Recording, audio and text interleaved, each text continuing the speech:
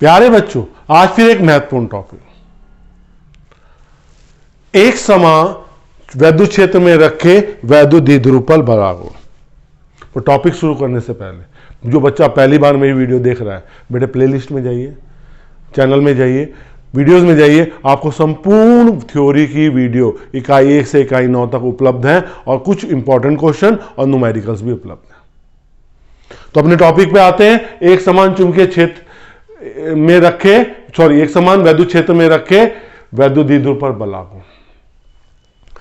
जब हमारी वैद्युत बल रेखाएं एक दूसरे से समानांतर और समान दूरी पर होती हैं तो उसे एक समान वैद्युत क्षेत्र कहते हैं।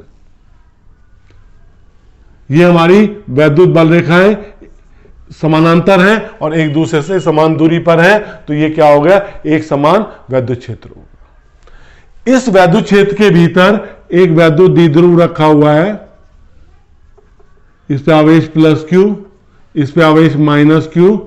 इस पे जो बल लगेगा वो वैद्युत क्षेत्र की दिशा में लगेगा, इस पे जो बल लगेगा वो वैद्युत क्षेत्र की विपरीत दिशा में बल लगेगा। ये ए, ये बी, और इनके बीच की लंबाई कितनी होगी? 12 होगी। हमने एक वैद्युत द्विध्रुव को एक समान वैद्युत क्षेत्र में रखा। वैद्युत द्विध्रुव एक समान चुंबकीय वैद्युत क्षेत्र से कितना कोण बना रहा है? थीटा कोण बना रहा है। यहां से लंब डाला, यहां से एक लंब डाला, ये कोण थीटा हो गया, इसे सी लिख दिया।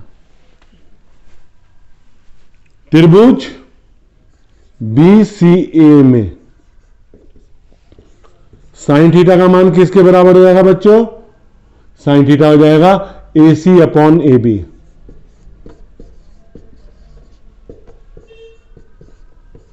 AC upon 2L। AC का मान कितना हो जाएगा? 2L sine theta. अब यहां पर दो बल कार्य कर रहे हैं। जो धनात्मक आवेश के कारण बल है वो वैद्युत क्षेत्र की दिशा में कार्य कर रहा है, जो ऋणात्मक आवेश के कारण बल है वो वैद्युत क्षेत्र की दिशा के विपरीत कार्य कर रहा है। तो अगर हम वैद्युत द्विध्रुव पर नेट बल की बात करते हैं, वैद्युत द्विध्रुव पर नेट बल की अगर बात करते हैं तो F कितना हो जाएगा? F net plus QE minus QE is equal to 0। Net बल क्या हो गया? इस पे 0 हो गया। इसका मतलब एक समान वैद्युत क्षेत्र में जब किसी वैद्युत द्विध्रुव को रखा जाता है तो उस पर कोई नेट बल नहीं लगता है, कोई नेट बल नहीं लगता है। अब क्या होता है? ये दोनों QE और माइनस QE दोनों एक दूसरे से विपरीत दिशा में कार्य कर रहे हैं, एंटी पैरेलल काम कर रहे हैं। ऐसे मेरे हाथ को देखो, ये हाथ एंटी पैरेलल काम कर रहे हैं। दोनों अलग अलग बिंदुओं पे कार्य कर रहे हैं, एक ए पे कार्य कर रहा है, एक बी पे कार्य करने लग रहा है। तो दोनों मिलके क्या बनाते हैं? बलयुग्म। ये दोनों बल मिलके क्या बनाते हैं? बलयुग्म बनाते हैं। और बलयुग्म का इस किसी अक्ष के बलयुग्म के इस आघूर्ण को बलाघूर्ण कहते हैं। बलयुग्म के इस आघूर्ण को क्या कहते हैं? बलाघूर्ण कहते हैं। फिर सुनिए, यहां पे दो बल QE ए बिंदु पे कार्य कर रहा, Q माइनस QE बी बिंदु पे कार्य कर रहा, विपरीत दिशा में। तो दोनों ये बल मिलके क्या बनाते हैं? बलयुग्म बनाते हैं। और इस बलयुग्म के आघूर्ण को क्या कहते हैं? बलाघूर्ण कहते हैं।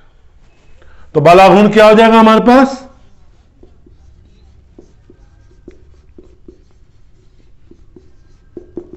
बल गुणा बलों के बीच लंबवत दूरी।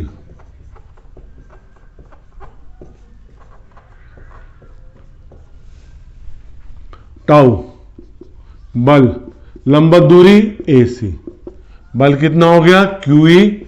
AC कितना हो गया? 2L sine theta. तो टाउ कितना हो गया? Q into 2L E sine theta ये किसके बराबर हो जाएगा, टाउ इज इक्वल टू किसके बराबर हो जाएगा, पी ई साइन थीटा। सदिश रूप में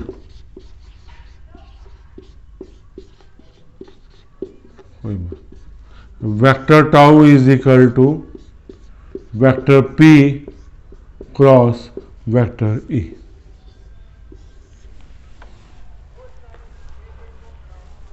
अब ये बहुत साधारण और सरल तरीके से आपको सूत्र की प्राप्ति हुई। इसके कुछ केस देखेंगे अब हम। देखो पहला case, tau is equal to P sine theta. अगर थीटा 0 डिग्री हो जाए, कैसे, ये ई की दिशा है, ये ए और यू, पी और ई ए की दिशा में कार्य करने लगे।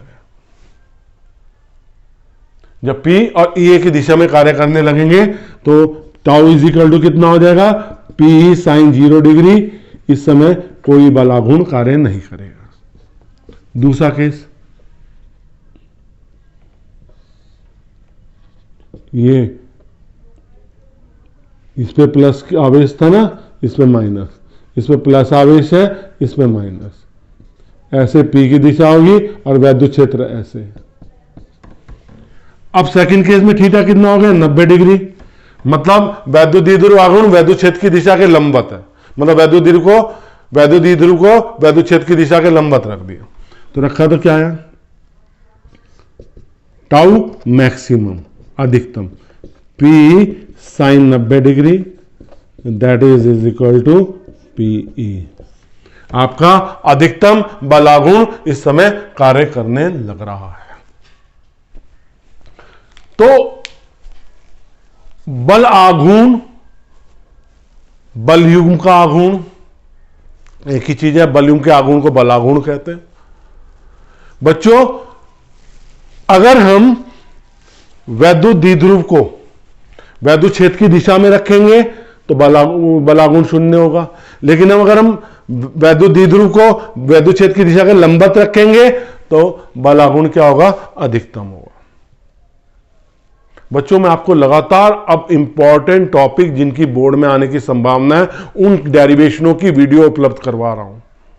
और आपको मेरा पढ़ाना समझ में आने लग रहा है। मेरे वीडियो को लाइक बनता है, शेयर भी बनता है, क्योंकि अपने साथियों से शेयर करना है। सारी चीजें शेयर करते हो, कोई वीडियो जो आपको समझ में आने लग रहा है उनको भी समझ में आएगा। और सब्सक्राइब नहीं किया है तो मेरे चैनल को सब्सक्राइब जरूर कीजिए। आपको जब भी कोई नई वीडियो आएगी उसकी इंटीमेशन मिल जाएगी। बहुत बहुत धन्यवाद।